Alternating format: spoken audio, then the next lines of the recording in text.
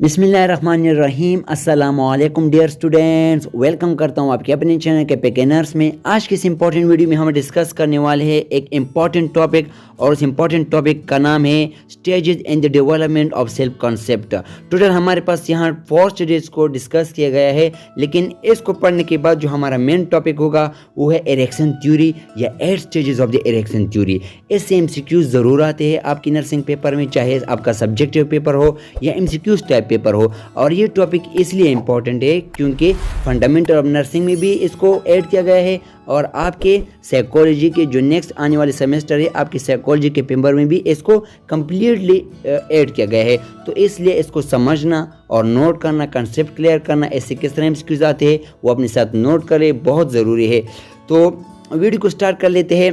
पहले हम पढ़ते हैं जनरल जो हमारे पास स्टेजेस है डेवलपमेंट ऑफ सेल्फ कंसेप्ट के हवाले से। वो हमारे पास कितने हैं? टोटल 4 है। जब बेबी बड़ा होता जाता है तो उसमें सेल्फ कंसेप्ट के कुछ कंपोनेंट भी डेवलप होते जाते हैं। तो अपने साथ नोट कर ले कि इस MCQ डायरेक्टली भी आता है, अगर डायरेक्टली नहीं आता तो इनडायरेक्टली किस तरह आता है वो भी मैं आप लोगों को एक्सप्लेन करता हूँ। अपने साथ नोट कर ले कि सेल्फ अवेयरनेस कब होता है। ये न्यू बॉर्न बेबी 28 डेज की बेबी से लेकर इन्फेंसी 1 ईयर तक डेवलप होता है। और इसमें क्या होता है कि बेबी स्माइलिंग करता है, 1-2 वर्ड्स बोलता है, या फीलिंग्स रिस्पॉन्स शो करता है, या उसमें रिफ्लेक्सेस प्रोड्यूस होते हैं, या वो माँ का जो निपल होता है उस पर मुंह रखता है। तो ये सारी चीज़ें सेल्फ अवेयरनेस में डेवलप होते हैं। और सेल्फ अवेयरनेस कब होता है? 28 डेज से लेकर 1 ईयर तक या इन्फेंसी तक का। MCQ इनडायरेक्टली किस तरह आता है नोट कर ले अपने साथ।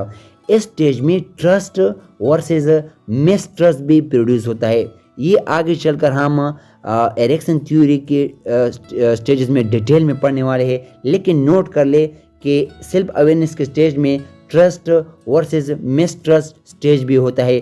दूसरा स्टेज जो होता है वो दूसरा जो सेल्फ कंसेप्ट का कंपोनेंट होता है वो है सेल्फ रिकॉग्निशन। और ये कब होता है? 18 मंथ्स के बेबी में या टोडलर में। और इसमें क्या करता है बेबी? जब आईने के सामने खड़ा होता है तो वो अपना आईने में अपना रिफ्लेक्शन देखते हैं, तो वो अपने आप को पहचानता है कि ये मैं हूँ। तो इसका मतलब ये है कि इसको हम रिफ्लेक्शन स्टेज भी कहते हैं, कि यानी कि या वो अपना पिक्चर देखते हैं या अपना शीशे में अपना इमेज देखते हैं, तो वो क्या करता है? हंसता है और अपने आप को पहचानता है या चीज़ों को पहचानने लग जाता है। तो इसमें क्या होता है? रिफ्लेक्शन होता है, यानी कि इमेजेस को या पिक्चर को वो क्या करते हैं? पढ़ सकता है कि ये मेरा है या उसका है। और इस स्टेज में दूसरा स्टेज भी होता है, उसको हम ऑटोनॉमी वर्सेस शेम स्टेज कहते हैं। आगे चलकर ये भी इरेक्शन थ्योरी में पढ़ने वाले हैं। तो ऑटोनॉमी खुद मुख्तारी वर्सेस शेम या शेमफुलनेस, ये कौन स्टेज में होता है? सेल्फ रिकग्निशन के स्टेज में। नोट कर लिया? अच्छा जी, आगे जाते हैं। सेल्फ डिफिनेशन, यानी कि इसमें बच्चा क्या करता है? अपने आप को डिफरेंट शो करने की कोशिश करता है, न्यू चीज़ों को ट्राई करने की कोशिश करता है, लोगों से अलग चीज़ों को ट्राई करने की कोशिश करता है। और ये कौन सा स्टेज होता है? 3 ईयर्स में स्टेज डेवलप होता है। प्री स्कूलर स्टेज भी इसे कहते हैं, यानी कि स्कूल जाने से पहले जब बच्चे का स्टेज होता है तो उसको हम सेल्फ डिफिनेशन स्टेज भी कहते हैं या प्री स्कूलर स्टेज भी कहते हैं। इसमें बच्चा क्या करता है? न्यू चीज़ें सीखता है और क्या करते हैं? अपने आप को सेल्फ डिफाइन करता है या दूसरों से अलग करके देखता है, तो उसको हम क्या कहते हैं? Self definition stage. 3rd stage को नोट कर लिया? बहुत इंपॉर्टेंट है। हमारे पास जो लास्ट स्टेप है सेल्फ कॉन्सेप्ट। इसमें क्या होता है कि बच्चे के कुछ वैल्यूज, कुछ बिलीफ डेवलप होना स्टार्ट होते हैं। ये मेरा है, मैं इस तरह हूँ, ये उस तरह है। तो इसमें क्या होता है? अपने हवाले से कुछ बिलीफ, कुछ वैल्यू प्रोड्यूस होता है। और ये स्टेज कब होता है? 6 to 7, या जब बच्चा स्कूल जाने लग जाता है ये 5 की ईयर में, तो इसको हम सेल्फ कॉन्सेप्ट डेवलप स्टेज कहते हैं या स्कूल एज कहते हैं। तो इसमें क्या करते हैं? बच्चा पढ़ता है और स्कूल जाता है, तो ये कौन स्टेज में होता है? सेल्फ कॉन्सेप्ट इस स्टेज में डेवलप होता है, स्कूल एज के स्टेज में। तो अपने साथ MCQ नोट कर ले। सेल्फ अवेयरनेस कब होता है? इन्फेंसी के स्टेज में। सेल्फ रिकग्निशन कब डेवलप होता है? टोडलर के स्टेज में। सेल्फ डिफिनेशन, बंदा कब अपने आप को डिफरेंट तस्वर करता है?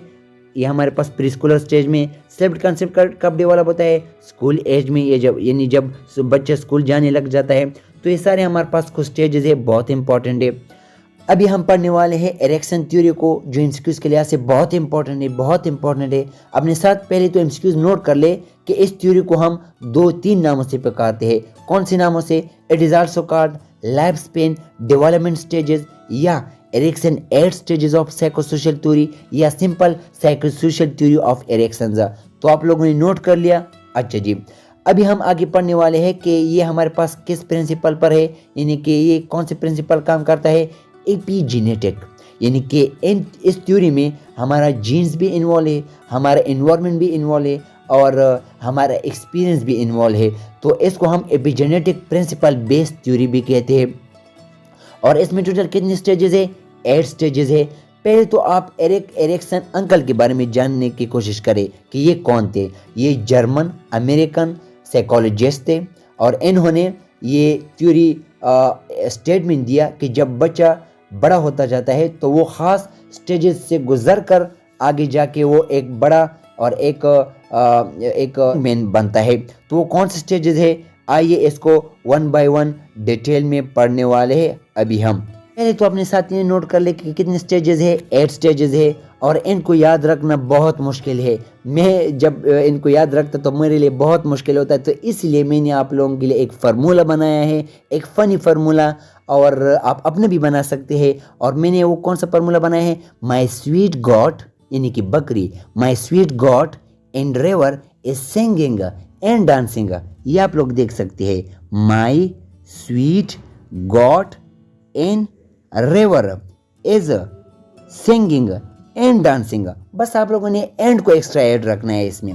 तो आप लोग देख सकते हैं, इससे आप लोगों को राइट साइड के वर्ड्स याद रहेंगे, फिर आप लेफ्ट साइड के वर्ड भी इससे इजीली याद रख पाएंगे। और इससे जो एमसीक्यूज 2 और 3 आते हैं वो किस तरह आते हैं? डायरेक्टली इस तरह आते हैं कि ट्रस्ट वर्सेस मिसट्रस्ट कौन से एज में होता है। ट्रस्ट वर्सेस मिसट्रस्ट ये हमारे इन्फेंसी के एज में होता है, और इन्फेंसी हमारा कौन सा, इसका कितना ड्यूरेशन होता है? 1 ईयर या 1.5 ईयर्स। और हमने ऑलरेडी पढ़ा कि इन्फेंसी एज में हमारे पास सेल्फ अवेयरनेस भी डेवलप होता है, पिछले स्लाइड में हमने पढ़ा है। तो किस तरह मिसक्यूज आता है? ट्रस्ट वर्सेस मिसट्रस्ट कौन से एज में होता है? इन्फेंसी के एज में होता है। और इसमें बच्चा अपनी माँ के साथ, अपनी मदर के साथ बहुत ज़्यादा अटैच और बॉन्ड होता है। तो इसलिए इस स्टेज को डेवलप करने में, याद रखो अपने साथ, मदर का बहुत बड़ा रोल होता है। किस तरह?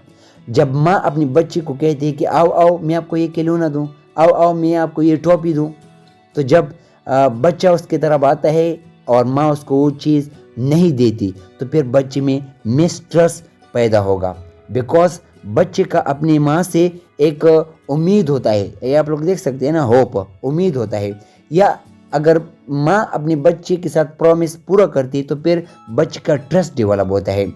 तो इस एज में बच्चे का ट्रस्ट मिसट्रस्ट डेवलप होना स्टार्ट होता है। और इसका ये मतलब नहीं कि चेंज नहीं होता, चेंज भी होता है अगर मदर अपनी बिहेवियर को चेंज करे, लेकिन स्टार्ट होता है ये स्टेजेस, ये सारी चीज़ें इन्फेंसी के एज में। नोट कर लिया, आगे जाते हैं। ऑटोनॉमी वर्सेस शेम एंड डब्ट। ऑटोनॉमी का मतलब होता है खुद मुख्तारी, यानी कि सेल्फ डिपेंडेंट। तो बच्चा क्या करने की कोशिश करता है? एक ऐसी चीज़ों को ट्राई करने की कोशिश करता है कि वो खुद करना चाहता है। फॉर एग्जांपल, खुद चम्मच में खाना, खुद वॉकिंग करना, या खुद साइकिल चलाने की कोशिश करना, सीढ़ियों पर चढ़ना।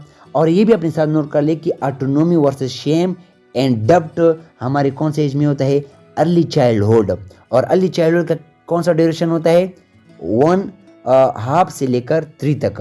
1.5 तो हमने इन्फेंसी में पढ़ा, 1.5 से लेकर 3 ईयर तक जो स्टेज होता है, एज होता है, उसको हम ऑटोनॉमी वर्सेस शेम एंड डब्ट स्टेज कहते हैं, यानी कि ये स्टेज इसमें डेवलप होता है। और इसमें क्या होता है?